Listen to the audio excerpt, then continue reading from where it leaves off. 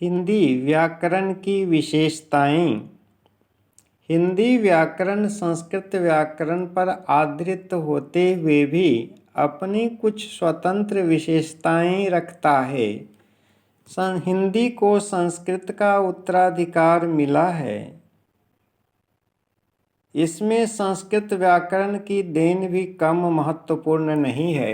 पंडित किशोरी दास वाजपेयी ने लिखा है कि हिंदी ने अपना व्याकरण प्रायः संस्कृत व्याकरण के आधार पर ही बनाया है।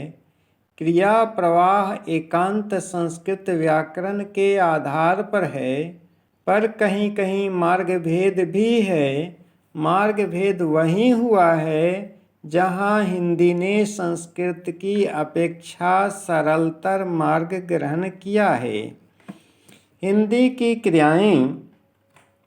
संस्कृत व्याकरण में क्रिया के दो प्रकार हैं, एक तिङन्त और दूसरा कृदंत। तिङन्त क्रिया में कर्ता या कर्म के अनुसार पुल्लिंग स्त्रीलिंग के रूप भेद नहीं होते, केवल कर्ता या कर्म के अनुसार पुरुष बदलते हैं। जैसे एक वचन राम चतुर है, बहुवचन लड़के अच्छे हैं। एक वचन सीता चतुर है, बहुवचन लड़कियां अच्छी हैं। यहाँ राम है और सीता है में तिङन्त क्रिया में पुल्लिंग स्त्रीलिंग का कोई भेद नहीं है। हाँ, एक वचन कर्ता के साथ वह एक वचन है के रूप में है, बहुवचन में उसका बहुवचन रूप है हो गया है। पुरुष भेद से भी तिङन्त क्रिया में रूप भेद होता है। जैसे मैं ऐसा नहीं हूँ, तू ऐसा नहीं है। कृदंत क्रिया में कर्ता के अनुसार पुल्लिंग स्त्रीलिंग के भेद से रूप भेद रहता है, किंतु पुरुष भेद का इस पर कोई प्रभाव नहीं पड़ता।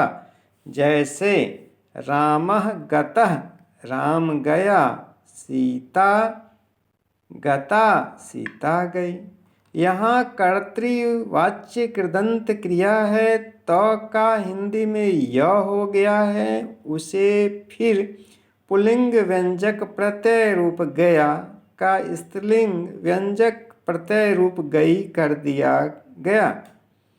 प्रायः हर भाषा में क्रिया के दो रूप होते हैं, हिंदी में भी ये रूप वर्तमान हैं, किंतु पंडित किशोरी दास वाजपेयी के मतानुसार हिंदी ने कृदंत क्रियाओं को अधिक पसंद किया है, क्योंकि यह बहुत सरल और स्पष्ट है। हिंदी की सरलता का यह एक प्रमुख कारण है कि इसकी अधिकांश क्रियाएं कृदंत हैं। हिंदी की विभक्तियाँ। चूँकि हिंदी ने संस्कृत व्याकरण की कृदंत पद्धति अपनाई है, इसलिए संस्कृत की संज्ञा विभक्तियों से हिंदी की संज्ञा विभक्तियाँ अपेक्षाकृत कम है। संख्या में ये 5-7 ही हैं। विभक्तियों की इतनी कम संख्या होते हुए भी हिंदी में सरलता और स्पष्टता इतनी अधिक है कि संसार की दूसरी भाषा में शायद ही हो। राष्ट्रभाषा हिंदी के प्रसार का मूल कारण इसकी सरलता है। विभक्तियाँ मुख्यतः 8 हैं, ने, का, के, को, से, में, पर और के लिए। हिंदी भाषा में विभक्तियों का प्रयोग बड़ी कड़ाई से होता है। हिंदी की यह एक ऐसी विशेषता है जो भारत की अन्य आधुनिक भाषाओं में उर्दू को छोड़ नहीं पाई जाती। खासकर ने विभक्ति के प्रयोग में बड़ी सावधानी रखी जाती है। हिंदी में विभक्तियों का प्रयोग क्रिया की स्पष्टता, सरलता और सुनिश्चय के लिए होता है। संस्कृत में विभक्तियों के व्यवहार में अनेक रूप भेद होते हैं, हिंदी में यह झमेला बिल्कुल नहीं है। वस्तुतः हिंदी व्याकरण ने संस्कृत व्याकरण को अधिकाधिक सरल बनाया है। हिंदी ने संस्कृत व्याकरण की अधिकतर उलझनें दूर कर दी है। हिंदी के सर्वनाम अपने हैं। हिंदी के सर्वनामों पर प्राकृतों तथा अपभ्रंशों का प्रभाव है, किंतु क्योंकि ये वहीं से घिसते बनते आए हैं, इनकी अपनी अपनी विशेषताएं हैं। हिंदी के सर्वनाम चाहे पुरुषवाचक हो या प्रश्नवाचक, सभी अपनी विशेषताएं लिए हुए हैं। संस्कृत में केवल युष्मद् अस्मद् ही सब लिंगों में समान रूप से प्रयुक्त होते हैं, शेष सभी सर्वनाम अपने रूप बदलते हैं। जैसे कस्या अयम बालकः, कस्या इयं बालिका। हिंदी ने इन झंझटों को दूर कर दिया है। यहाँ स्त्रीलिंग या पुल्लिंग किसी भी रूप में सर्वनाम का रूप नहीं बदलता। देखिए, तू पढ़ेगी, तू पढ़ेगा, तुम कहाँ जाओगी, तुम कहाँ जाओगे, मैं पटना जाऊँगा, मैं पटना जाऊँगी, कोई जा रहा है, कोई जा रही है, कौन जा रहा है, कौन जा रही है। हिंदी सर्वनामों की एक रूपता, उसकी एक ऐसी विशेषता है जो भारत की अन्य वर्तमान भाषाओं में प्रायः नहीं मिलती। यहाँ भी हिंदी ने संस्कृत की जटिलता कम कर भाषा को अपेक्षाकृत अधिक सरल बनाया है। इससे बढ़कर सर्वनामों का सरलतम रूप और क्या हो सकता है। हिंदी के विशेषण की अपनी विशेषता है। हिंदी में विशेषण के रूप भी अत्यंत सरल हैं। पंडित किशोरी दास वाजपेयी विशेषण पर विचार करते हुए लिखते हैं, हिंदी में विशेषण के साथ अलग विभक्ति लगाने का बेखेरा भी नहीं है। विशेषण को विशेष्य के रंग में डूबा होता है। विशेष्य की विभक्तियां ही विशेषण की विभक्तियां है। तब फिर अलग विशेषण में विभक्तियां लगाने की झंझट क्या। देखिए, चतुर लड़के से प्रश्न पूछो, मूर्ख जनों को सचेत करो। जब सर्वनाम विशेषण के रूप में आते हैं तब वे इसी तरह निर्विभक्तिक होते हैं। इसका घर, उसका पेड़, किसकी स्त्री, किसका पति। हिंदी के अव्यय, अव्यय हिंदी के कुछ अव्यय संस्कृत से आए हैं और कुछ अपने हैं, जो अपनी विशेषता लिए हुए। हिंदी में जब, तब, इधर, उधर, जहाँ, तहाँ इत्यादि अव्यय अपने हैं। इसके स्थान पर संस्कृत के यदा, कदा, इतस्ततः, यत्र, तत्र इत्यादि अव्यय हिंदी में कम चलते हैं।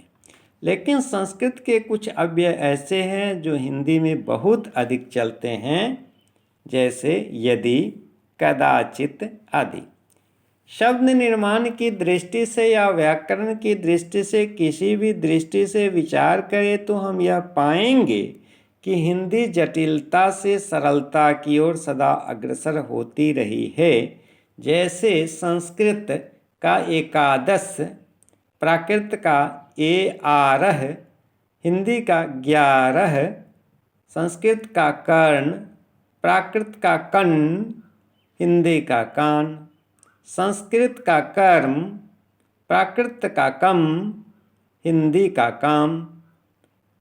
संस्कृत का चतुर्थ, प्राकृत चौठ और हिंदी चौथा। संस्कृत का दुग्ध और प्राकृत का दुग्ध और हिंदी का दूध।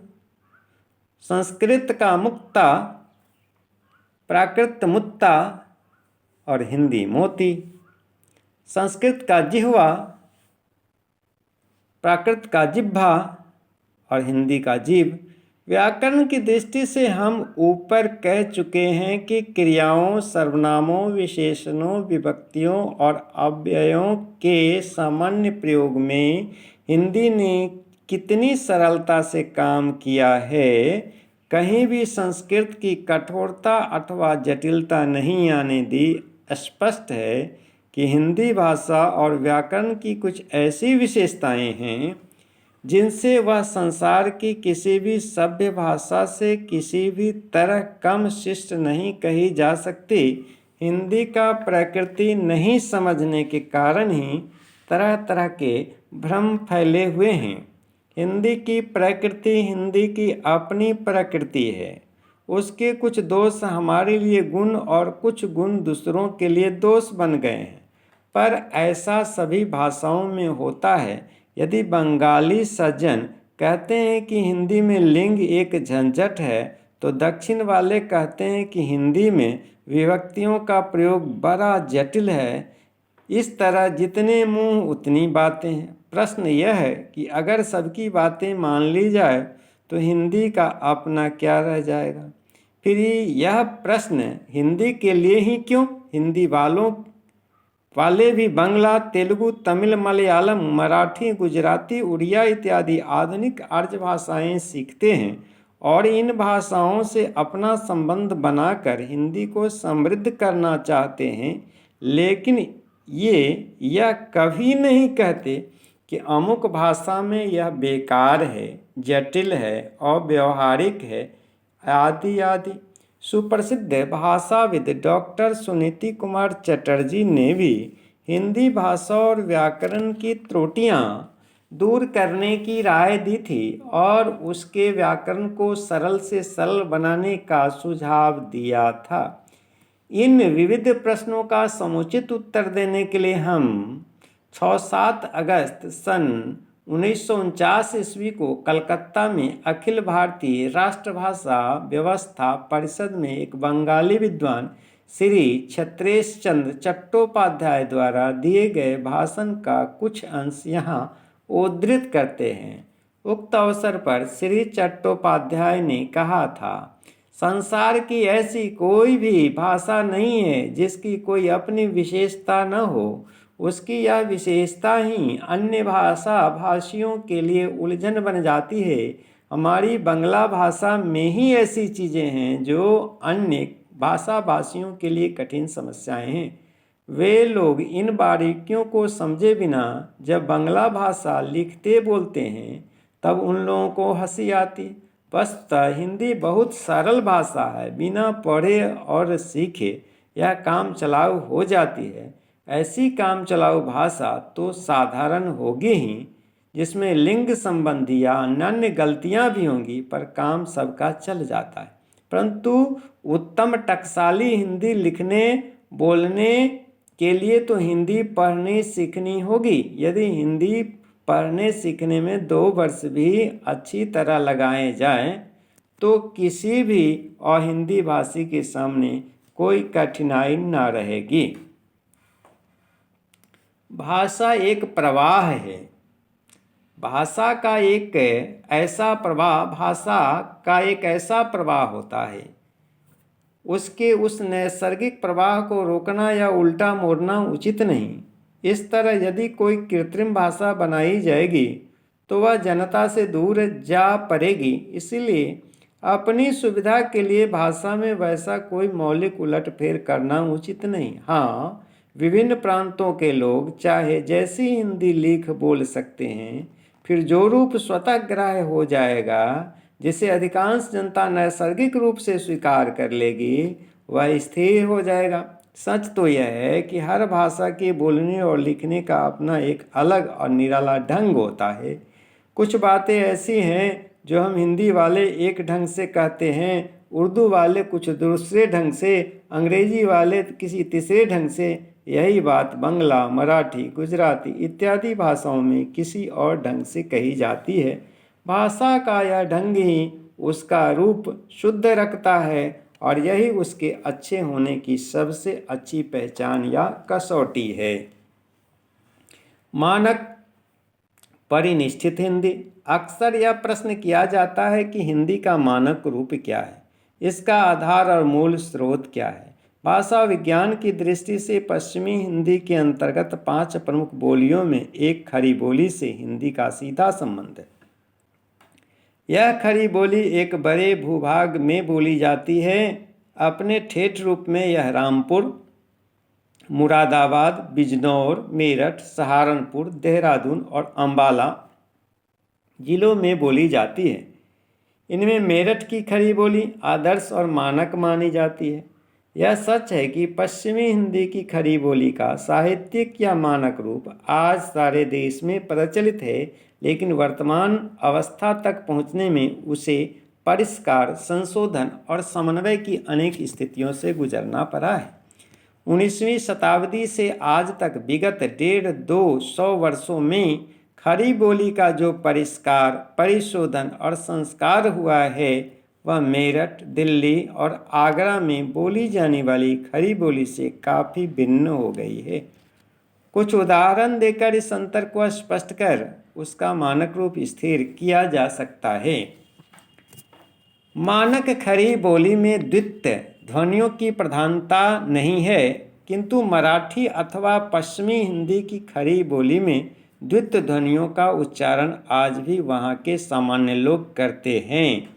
जैसे पश्चिमी हिंदी गाड़ी, मानक हिंदी गारी, पश्चिमी हिंदी धोती, मानक हिंदी धोती, पश्चिमी हिंदी बेटी, मानक हिंदी बेटी, पश्चिमी हिंदी रानी, मानक हिंदी रानी, पश्चिमी हिंदी देखा, मानक हिंदी देखा, पश्चिमी हिंदी जाता, मानक हिंदी जाता, पश्चिमी हिंदी रोटी, मानक हिंदी रोटी।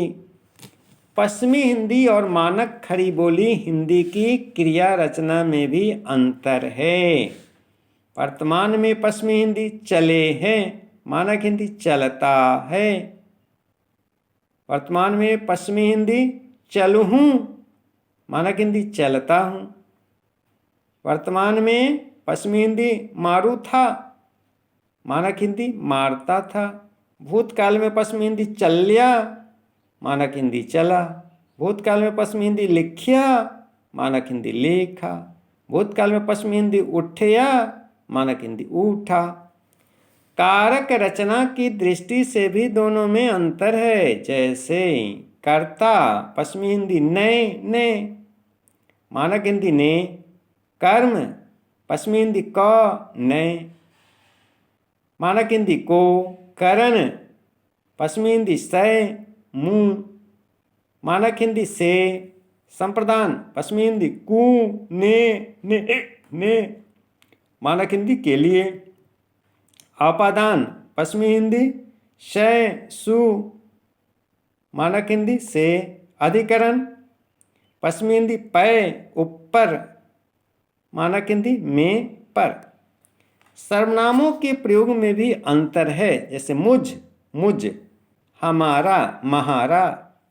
क्रिया विशेषणों में जो उच्चारणगत अंतर है, जैसे अब, इब, अभी, इभी, वहाँ, यहाँ, जहाँ, जहाँ, क्यों। मानक हिंदी के इन स्त्रीलिंग प्रत्यय के स्थान पर पश्चिमी हिंदी में अण प्रत्यय लगते हैं। जैसे चमारिन, चमारण, धोबिन, धोबन। उपर्युक्त उदाहरणों से यह बात स्पष्ट हो जाती है कि राष्ट्रभाषा के रूप में प्रचलित मानक हिंदी का स्वरूप स्वतंत्र हो गया है और मेरठी हिंदी से वह कहीं अधिक परिष्कृत भी हो गया है। अतएव आचार्य वाजपेयी का यह कथन सही है कि राष्ट्रभाषा हिंदी का लेखक मेरठ की खड़ी बोली का एकमात्र अनुसरण नहीं कर सकता। मानक हिंदी ने देसी विदेशी अनेक शब्दों को ग्रहण कर और अपने परिवार की अनेक बोलियों और अन्य भाषाओं के प्रभावकारी तत्वों और शक्तियों को मिलाकर एक ऐसी परिष्कृत खड़ी बोली का शानदार रूप गठित किया है जो आज राष्ट्रभाषा का गौरव बन गई है। आधुनिक हिंदी व्याकरण उसी परिष्कृत खड़ी बोली हिंदी का प्रतीक है। इसने पश्चिमी हिंदी की मर्दानगी और पूर्वी हिंदी की मधुरता का सुंदर समन्वय किया है। धन्यवाद।